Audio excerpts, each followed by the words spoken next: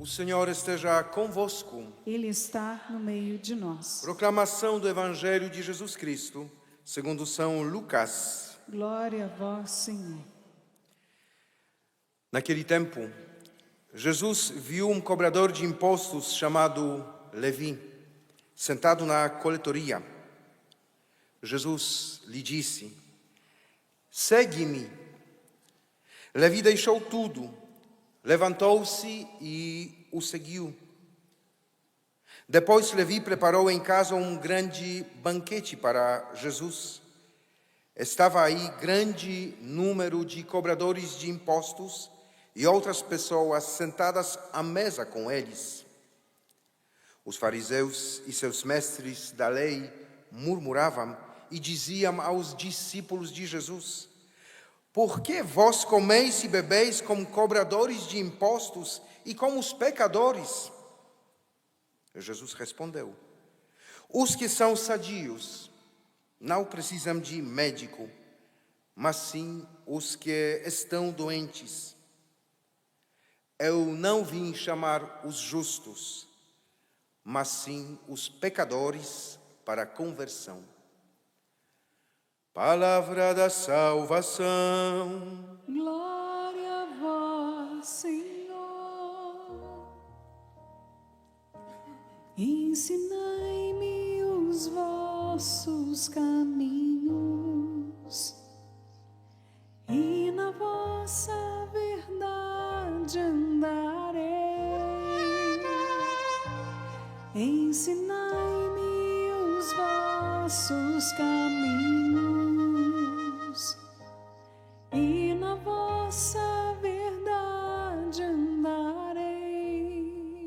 Os queridos irmãos e irmãs, em especial queridas mulheres aqui presentes, em casa, nesse Dia Internacional das Mulheres, você sabe que eu me sinto muito feliz pode segurar nesse mesmo acorde, eu me sinto muito feliz por poder falar sobre esse tema. Eu já contei a história esses dias, contei ontem, se eu não me engano, que como padre jovem ainda, Deus me deu a inspiração, não é, de escrever 2 livros, um para os homens e outro para as mulheres, especificamente, né? E para isso eu tive que estudar, tive que ouvir muito, né? Eu escrevi o livro A Cura da Alma Feminina, que tem como subtítulo O Resgate da Verdadeira Essência da Mulher, né? E escrevi o livro também Curar e Restaurar o Masculino. O das mulheres em 2018, os dos homens, se eu não me engano, 2019, 2020, não me recordo bem. Mas, para fazer isso, eu tive que mergulhar bastante, sobretudo do ponto de vista bíblico, né? Na realidade das mulheres. Quem são as mulheres na Bíblia? Qual é a missão das mulheres na Bíblia? Porque se você olha, existe algo que a gente chama na teologia de princípio bíblico, né? Quando eu fui estudar os homens, por exemplo, eu estudei todos os homens da Bíblia. E eu descobri, os principais, quero dizer, né, assim, os que nós chamamos de heróis da fé. Eu percebi aquilo que é chamado princípio bíblico de masculinidade. A Bíblia, do início ao fim, ela ensina que ser homem é isso. Agir dessa forma, o homem tem essa inclinação, tem essa missão e assim sucessivamente. E o contrário também eu fiz. Quando eu fui escrever o livro sobre as mulheres, eu estudei as mulheres da Bíblia.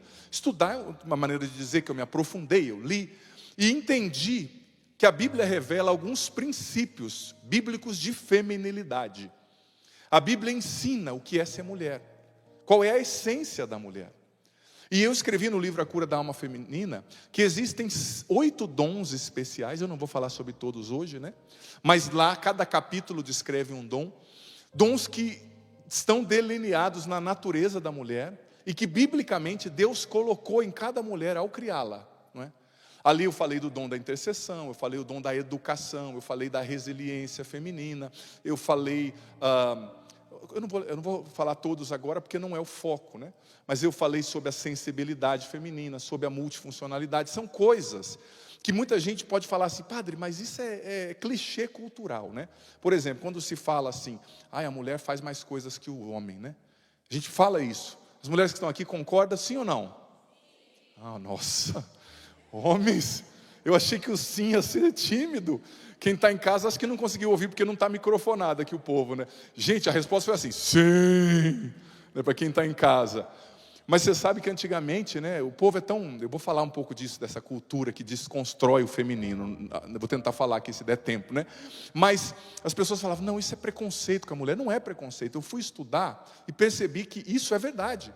Porque o jeito que o cérebro da mulher funciona, o número de sinapse, o jeito que ele processa, faz com que ela seja mais multifuncional do que o homem. Isso é fisiologia. Não é preconceito, não é cultura, né? Então, biblicamente e fisiologicamente, existem coisas que estão como que dizendo o que é ser mulher. E claro, aqui eu não quero encerrar você, encarcerar você nesses conceitos, porque cada mulher é uma mulher, é um universo, né? Mas a Bíblia conta uma história sobre o que é ser mulher, não é? A Bíblia conta uma história. E eu quero já pedir perdão a São Mateus aqui, eu já conversei com ele mais cedo lá em casa, porque o Evangelho está falando dele, né? Mas eu falei, São Mateus, eu peço perdão a você, sei que você não é ciumento, você já está na glória, eu não vou falar muito de ti hoje, porque o acampamento é para as mulheres. Ontem eu já não falei das benditas, amadas mulheres, né? Eu falei, hoje eu preciso entrar. Claro que eu vou também citar o que aconteceu na história de São Mateus, né? Aqui nesse chamado, que é importante, e vou falar um pouquinho dele e depois vou trazer outras personagens, né, que são mulheres da Bíblia. Mas veja bem, a Bíblia conta o que é ser mulher. E nesse meu livro, como eu falei, eu descrevi esses principais dons, né? A arte de educar. Gente, quando você estuda biblicamente falando, a mulher ela recebeu de Deus o dom de influenciar e de educar. Isso é nato. E tem gente que cai na besteira de falar assim, a mulher não tem protagonismo na Bíblia. A Bíblia é um livro machista. Eu já ouvi isso. Tudo bem, eu vou te fazer uma pergunta. Através de quem o pecado entrou no mundo? Através de quem? Eva é o quê? Até que se prova o contrário, é uma mulher, sim ou não? Através de quem a salvação entrou no mundo? Para quem que o anjo apareceu falando, você vai vir aí um rapazinho no teu ventre? Maria. Então o pecado entrou no mundo para uma mulher, a salvação entrou no mundo para uma mulher. Então se vocês não têm protagonismo na Bíblia, eu rasgo as minhas vestes, né? Quem trouxe a bagunça foi vocês, e quem trouxe a salvação foi vocês também. Mas São Gregório dizia... São Gregório, um fantástico papa do século V, ele dizia que toda mulher traz uma Eva e uma Maria dentro de si, né? E ela vai escolher qual das duas vai viver, não é? Qual das duas vai viver? Como aquela metáfora que o avô sentou com o neto, né? E querendo explicar para ele sobre a vida, falou assim, filho, dentro de você tem dois lobos que vão estar lutando sempre, um bom e um mau. E a criança olhou assustada e falou, mas qual que vai vencer, vô? O vô respondeu, aquele que você alimentar. Aquele que você alimentar vai vencer. Quem que vai vencer, padre? Maria ou Eva? Depende da senhora, da senhorita. Qual que você alimentar? Você vai alimentar, né? Então, biblicamente, você tem protagonismo. Porque, mesmo quando você fala, você vê a história dos grandes imperadores, né? Os grandes imperadores, no fundo, gente, quem coordenava as coisas no império era a mãe ou era a esposa do cara por trás, né? Não estou dizendo que nós somos banana, não. O homem tem o seu papel e é importante. Mas a mulher também tem um papel importante. Você vê, por exemplo, o pessoal fala assim, Constantino aceitou o cristianismo no século IV. Gente, foi a mãe dele, na verdade, foi Santa Helena. E ela é santa, né? Que disse que voltou a Jerusalém, descobriu os lugares santos, descobriu o Monte Calvário, que tinha perdido aquela terra, né, para pessoas de outras religiões, não se sabia onde Jesus tinha sido crucificado. No século IV ela pediu autorização para o seu filho, o filho deu, ela foi lá, construiu igrejas, e aí disse que Constantino, disse que o filho dela, né, o imperador que fez isso, mas não foi ele, foi a mãe, né, que se converteu e que, se convertendo, levou o filho e a família, aí sim ele aceitou, né. Aí ele teve uma experiência com Cristo, numa batalha, ele rezou, mas por causa da mãe. Então, o seu papel é muito importante. Olha o que o Papa Francisco diz sobre vocês. Os dotes de delicadeza, de sensibilidade, de ternura, que enriquecem o espírito feminino, representam não apenas uma força genuína para as famílias, para a propagação de um clima de serenidade, de harmonia, mas é uma realidade sem a qual a vocação humana seria irrealizável. E isto é importante. Sem estas atitudes, sem esses dotes da mulher, a vocação humana não consegue realizar-se. Olha só, o Papa está dizendo, sem a mulher, né, a sua sensibilidade, a sua ternura, no plano salvífico de Deus, a vocação do ser humano não se realiza. Então, filha, você tem que entender que na história da salvação, e espiritualmente falando, você não é uma coitada, você tem um protagonismo. Deus conta com você para fazer desse mundo um lugar melhor. E olha, eu sei que muitas mulheres vivem muitas batalhas, talvez você está cansada. A Sônia pregava hoje à tarde, né, sobre as mulheres cansadas, achei tão bonito, Sônia Venâncio. Talvez você esteja cansada, mas eu quero, antes de falar da sua missão, eu já fiz uma introdução dando o tom do que eu vou falar aqui na homilia, né? Da sua essência, da sua verdade, do que Deus te criou para ser. Você entendeu isso, sim ou não? Só que antes de desenvolver esse conteúdo com mais profundidade, falar disso, eu quero te falar um pouquinho, como eu falei, de Mateus, né? Apesar dele não ser o centro do evangelho. Algo que aconteceu com ele ali foi muito bonito, porque veja bem, quem era Mateus, gente? Ele era um pecador público, uma pessoa que feria muita gente, que era muito ferida, uma pessoa que era muito julgada, uma pessoa que era muito humilhada, que tinha suas razões, que a gente não sabe, né? E o que o Evangelho disse? Quem lembra qual foi a primeira frase do Evangelho? Qual foi os dois primeiros verbos do Evangelho? Aí eu estou exigindo demais, né? Você lembrar os verbos do Evangelho nesse calor, né? Mas quais foram os dois primeiros verbos do Evangelho? Verbo é uma ação, né? Passando, verbo ali no gerúndio, Jesus viu Mateus. Jesus viu Mateus. Você sabe que a palavra no grego original era a palavra eteazató, que poderia ser traduzido como ver ou contemplar. Venhamos e convenhamos, ver é diferente de contemplar, né? Poderia ter sido traduzida das duas formas. Imagina, às vezes você arruma o seu cabelo, né, filha? Você vai lá no salão, estica, arruma a sua sobrancelha, faz aqueles negócios na sua unha, que é no seu nome. Chega em casa, aí o seu marido te vê. Está notando alguma coisa diferente, amor? Sim, sim. Vai ter jogo do Corinthians hoje, né? Ele viu. Mas quando ele te contempla, é diferente. Você já foi contemplada pelo maridão? Difícil para vocês, hein, marido? Eu não vi resposta não. Naquela hora do sim eu ouvi forte, agora eu não ouvi não. Aquela hora que eu perguntei se a mulher faz mais coisa com o homem, todo mundo disse sim. Agora que eu estou perguntando se o marido contempla, eu ouvi um sim bem, parecendo um grilinho lá no fundo. Quando você chega com aquele seu cabelo lindo, né? Tal, você emagreceu, você fez alguma coisa, teu marido te contempla. Contemplar é isso aqui, ó. Meu amor, como você está linda. Nossa. Sei que você está acostumado a ouvir isso todos os dias, claro. Coceira na garganta. Sei que os maridos que estão aqui, não é maridos, não me decepcionem, hein? Elogio faz milagre, hein?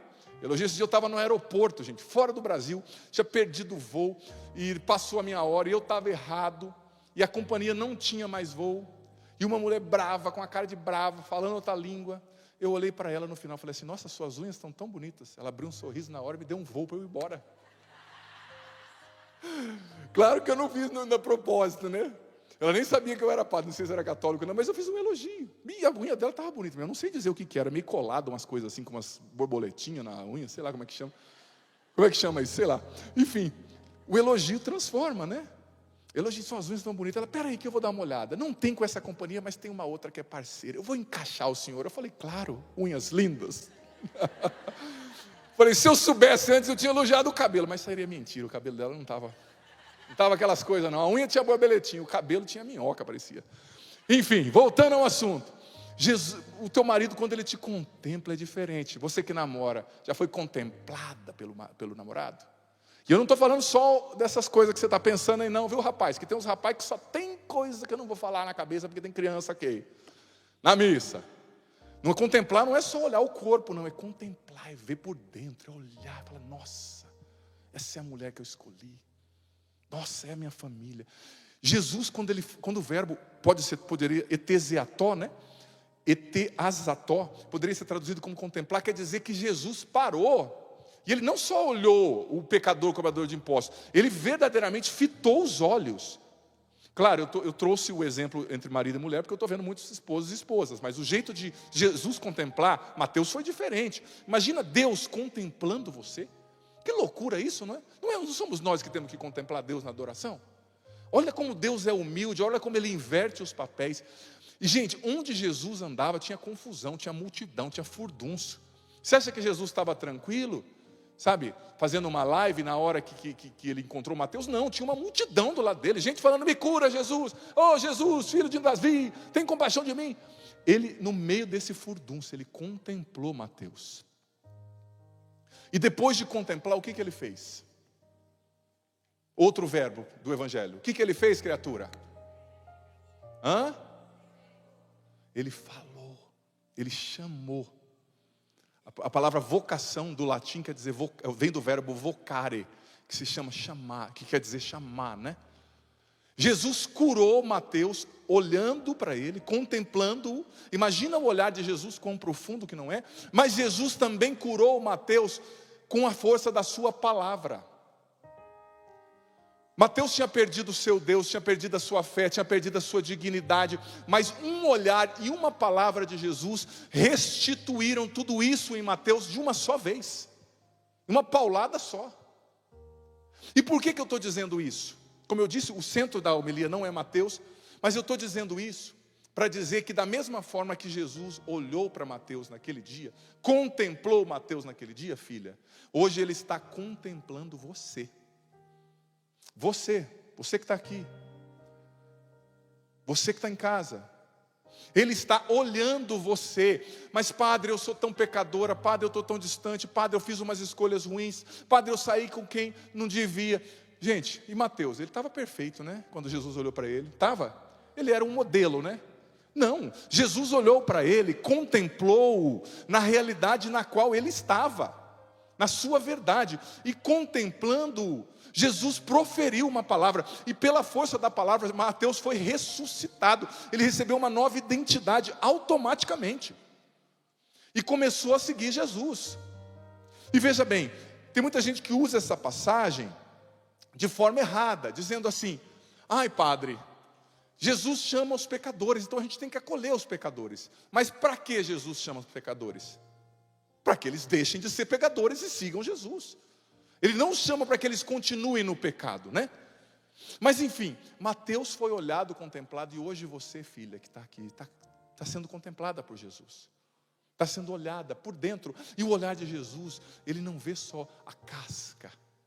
As pessoas só viam a casca, só julgavam aquele pecador, mas Jesus viu o coração de Mateus. Jesus está olhando para você, filha, e vendo o seu coração, você machucada, você carregando tantos pesos, você ferida pelos seus relacionamentos, você que se frustrou num relacionamento, ou você que nem encontrou a pessoa certa. Jesus está olhando para você e dizendo: eu te amo. Ele está falando com você: segue-me, como falou para Mateus. E claro, eu não vou falar de Mateus, mas eu quero trazer uma outra pessoa, uma figura, um personagem do evangelho ali, dos evangelhos, que é uma mulher e que viveu a mesma experiência de Mateus. De quem eu estou falando? Maria Madalena. Depois de Nossa Senhora, Maria Madalena é a mulher mais importante do evangelho. Você sabia que o nome dela foi citado 17 vezes no evangelho? Muito mais do que muitos apóstolos. Você sabia que Santo Tomás de Aquino chamou ela de apóstola dos apóstolos? Testemunha, primeira testemunha da ressurreição. Olha, essa mulher é tão importante que ela esteve no Calvário enquanto os discípulos fugiram e se esconderam. Esses homens são corajosos. Só daquela época que era meio covarde. Agora, olha só. Olha ali, aqueles de azul. Olha esses aqui. Estufa o peito aí, homem, para filmar vocês, para mostrar que vocês são fortes mesmo. Aqui são corajosos. Eles teriam ido para o Calvário, esses aqui, né?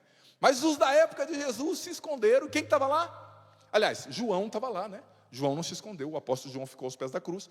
Mas a maioria era mulher. E Maria Madalena estava lá.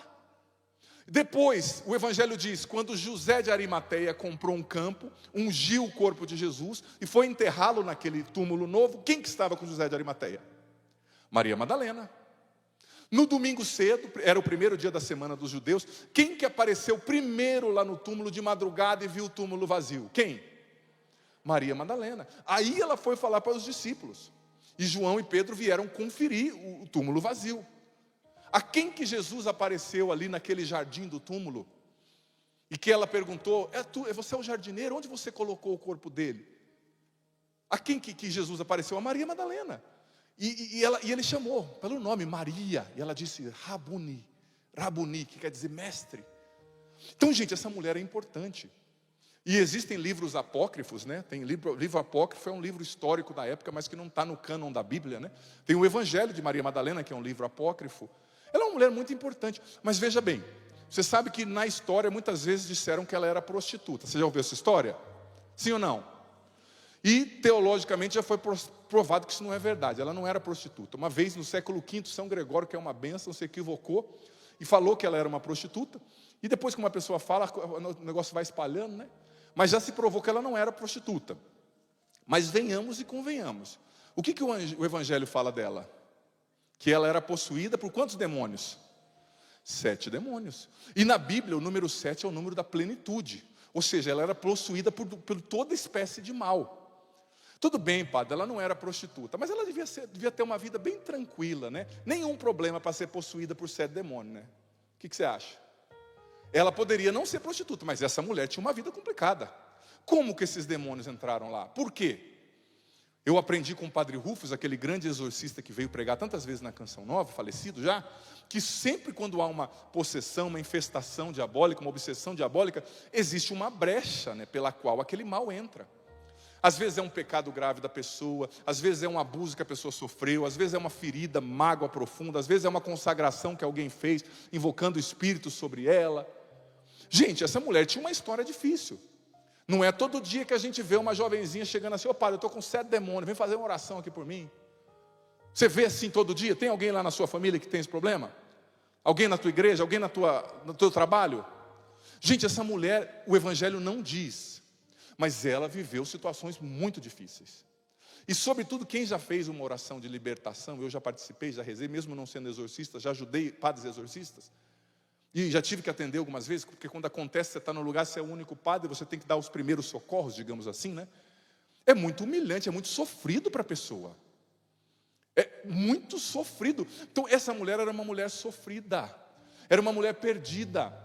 Existem lendas que diz que ela tinha saído com um escravo romano, se casado com um soldado romano, depois foi abandonada, virou prostituta. Gente, não tem fato histórico que prova que ela foi prostituta, mas não tem também fato histórico que prova que ela não foi. A gente não sabe. O que a gente sabe é que essa era uma mulher muito sofrida. Talvez como você que está aqui. Talvez ela sofreu um abuso sexual na infância, talvez ela foi humilhada, talvez ela se envolveu com quem não devia, eu não sei. Mas o que aconteceu com Maria Madalena? O mesmo que aconteceu com Mateus. Ela foi contemplada por Jesus. Jesus a contemplou. E contemplando-a, Jesus revelou a ela mesma quem ela era, a sua identidade. Porque veja bem, tantas feridas que essa mulher tinha sobre si, tantos machucados, que não deixavam a essência dela vir à tona. Ela vivia uma vida totalmente perdida, desiludida. Gente, e imagina a autoestima dessa mulher, como não estava lá no pé. Porque na sociedade de Jesus, quando uma pessoa tinha uma doença, ela era vista como esquecida por Deus e amaldiçoada. Agora imagina uma mulher possessa. Ela era vista como uma mulher amaldiçoada, esquecida por Deus, impura, profana. Então imagina a autoestima dessa mulher, estava lá no pé. E a autoestima em uma mulher, isso é uma coisa muito importante. Talvez ela se envolveu em tantos relacionamentos ruins, porque ela se via de maneira depreciativa, de maneira negativa. Quantas mulheres que eu vejo hoje em relacionamentos ruins, abusivos, porque elas sentem, elas entendem que elas não merecem nada de bom, e que se elas perderem aquele homem que está abusando delas, elas vão ficar sozinhas, então elas se sujeitam a viver uma vida de cachorro. Pior, né? Porque os cachorros hoje são muito bem tratados, né? Uma vida de abuso, porque ela tem uma autoestima muito baixa. É isso que eu escrevi no capítulo 7 do livro A Cura da Alma Feminina. O título do capítulo é Mulher, como você se vê? É o título do capítulo. Ali eu falo sobre a importância da autoestima em uma mulher. Por quê? Porque vocês, mulheres, pela constituição hormonal, vocês são muito mais sensíveis que a gente. Vocês têm uma grande sensibilidade, o que é um dom, não é uma fraqueza. Todavia, por vocês terem essa maior sensibilidade, vocês são mais afetadas em alguns aspectos por algumas coisas, por algumas experiências, sobretudo do ponto de vista afetivo. Então, Maria Madalena, ela não se via como Jesus a via. Ela não se via como filha amada, como escolhida. Vai saber como essa mulher se via, para ela viver tudo que ela viveu.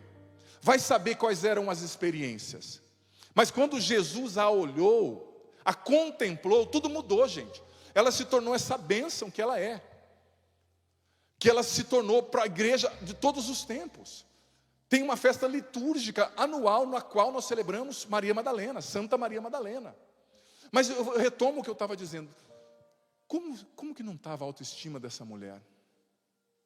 E eu digo para você, repito, para você mulher, a sua autoestima, a maneira como você se enxerga, isso é muito importante.